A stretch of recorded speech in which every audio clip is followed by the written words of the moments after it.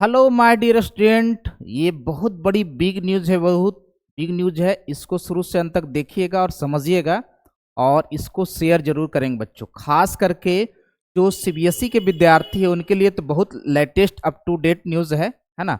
और जल्द ही ये जितने भी स्टेट के बोर्ड हैं सभी बच्चों के लिए भी लागू कर दिया जाएगा मेरे बच्चों। ठीक है, तो चलिए जल्दी से इस न्यूज़ को समझते हैं, सुनते हैं। ठीक है, यानी कि वीडियो सभी के लिए अनिवार्य है, चाहे सीबीएसई बोर्ड के हो, चाहे बिहार बोर्ड हो, यूपी बोर्ड हो, एमपी बोर्ड हो, हरियाणा बोर्ड हो, राजस्थान बोर्ड हो, सभी के लिए वीडियो लाभदायक है बाबू। ठीक है, चलिए वो है क्या हम समझते हैं।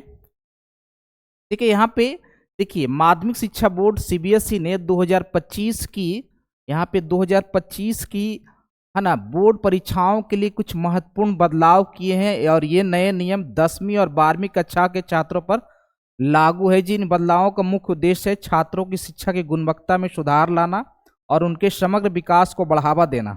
ठीक है, चलिए और भी बातें हैं जो हम आपको बताना चाहते हैं। ठीक है, पूरी बात सुनिए, अधूरी बात नहीं सुनिए। कहता है कि सीबीएसई का मानना है कि नए नियमों से छात्रों को बेहतर शैक्षणिक माहौल मिलेगा और वो अपनी क्षमताओं का पूरा पूरा उपयोग कर पाएंगे, है ना। ये स्टेट बोर्ड में भी लागू होने वाला है बाबू। पहले सीबीएसई बोर्ड का लागू होगा, फिर स्टेट बोर्ड के लिए लागू होगा, यानी कि 2026 से। ओके, चलिए देखिए इन नए नियमों में सबसे महत्वपूर्ण क्या है कि न्यूनतम उपस्थिति की आवश्यकता और कौशल आधारित प्रश्नों की संख्या में वृद्धि। इसके अलावा बोर्ड ने परीक्षा पैटर्न और मूल्यांकन प्रक्रिया में कुछ बदलाव किए गए हैं। चलिए आइए इस नियम को समझते हैं और ये जानकारी भी रखना बहुत जरूरी है मेरे बच्चों। ठीक है ना, एकदम माला माल हो जाइएगा। चलिए आगे बढ़ते हैं। ठीक है, और इस देखिए नए नियम को समझते हैं मेरे बच्चों। ठीक है जी, और इसके प्रमुख बातों पर हम क्या करते हैं तो नज़र डालते हैं। देखिए हमारा वो नियम है क्या मेरे बच्चों, बिल्कुल आप लोग हमारे साथ बने रहिए। ठीक है जी, पहला क्या है कि न्यूनतम उपस्थिति, यानी कि पूरे साल जो है कम से कम 75% आपका क्लास में प्रेजेंट होना ये अनिवार्य है। दूसरा, कौशल आधारित प्रश्न। कौशल आधारित प्रश्न यानी कि आप जिस क्षेत्र में सक्षम है उसी क्षेत्र के अनुसार आपसे प्रश्न जो है ना किया जाएगा। इसमें 50% कौशल और क्षमता आधारित प्रश्न होंगे। फिर आंतरिक मूल्यांकन, कुल अंकों का 40% अतिरिक्त मूल्यांकन पर आधारित होगा मेरे बच्चों। ठीक है, सभी को एक बार देख ले, मैं थोड़ा सा इसको और जूम कर देता हूँ। ठीक है, ताकि सभी बच्चे बिल्कुल आसान आसानी से हर बातों को सोचे और समझे। ठीक है, चलिए और क्या प्रक्रिया है जी, तो देखिए यहाँ पे पाठ्यक्रम में कटौती। पाठ्यक्रम में यानी कि सिलेबस में बाबू आपका 15% की ये क्या हो जाएगी, तो ये कटौती हो जाएगी जो भी आपका सिलेबस है। ठीक है जी, और ओपन बुक परीक्षा, कुछ विषयों में, सब विषय नहीं, कुछ विषयों में ओपन बुक परीक्षा देने का प्रावधान है। यानी किताब खोल के आप लिख सकते हैं, जैसे बीपीएससी यूपीएससी एग्जाम में होता है मेरे बच्चों। ठीक है, चलिए ये बहुत बड़ी उपलब्धि है मेरे बच्चों। ठीक है जी, और फिर क्या, डिजिटल मूल्यांकन किया जाएगा मेरे बच्चों। क्या किया, डिजिटल चुनिंदा विषयों में डिजिटल मूल्यांकन होगा, यानी कंप्यूटराइज।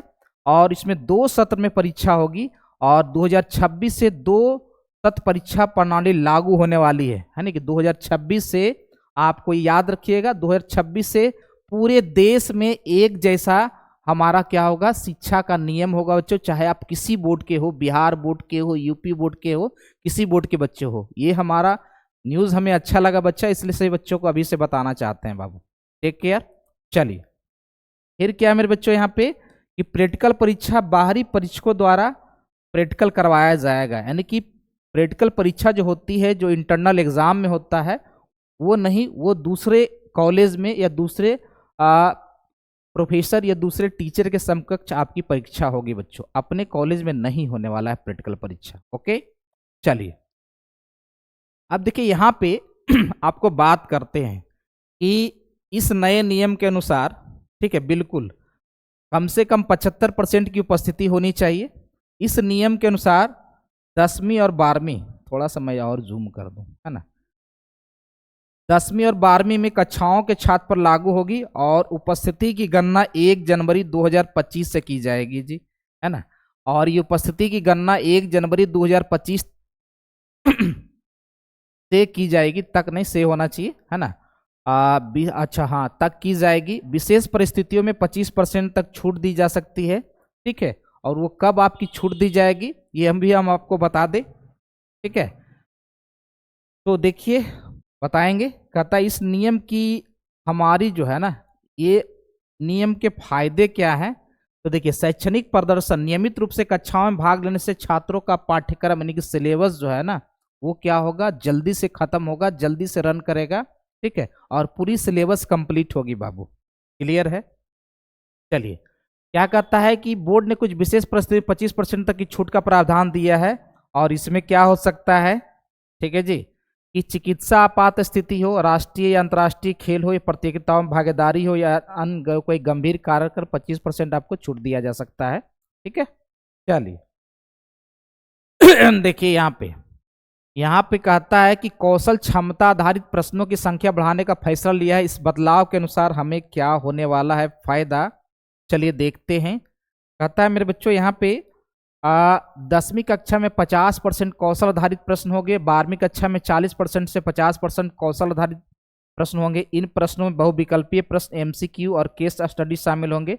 और प्रश्नों का उद्देश्य रटने की बजाय समझ करके मूल्यांकन होगा, क्लियर है।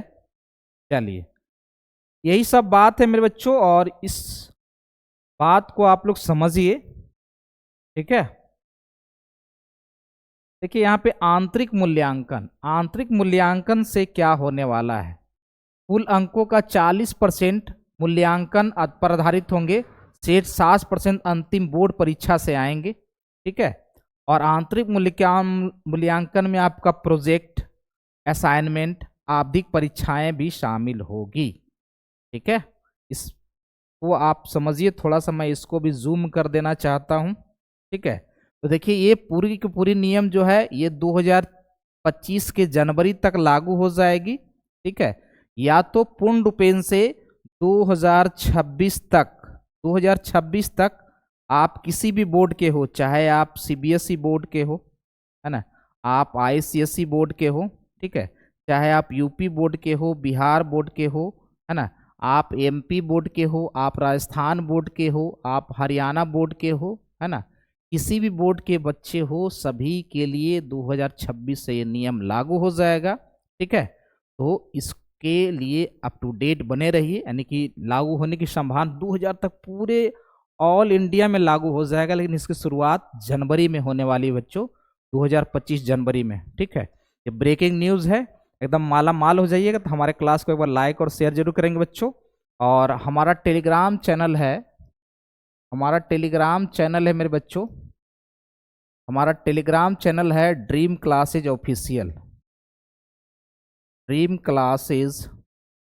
ऑफिशियल, इसको जरूर ज्वाइन करेंगे मेरे बच्चों। और अभी यहाँ पे हिंदी माध्यम में, है ना, हिंदी माध्यम में 12th की साइंस सब्जेक्ट की पढ़ाई हो रही है,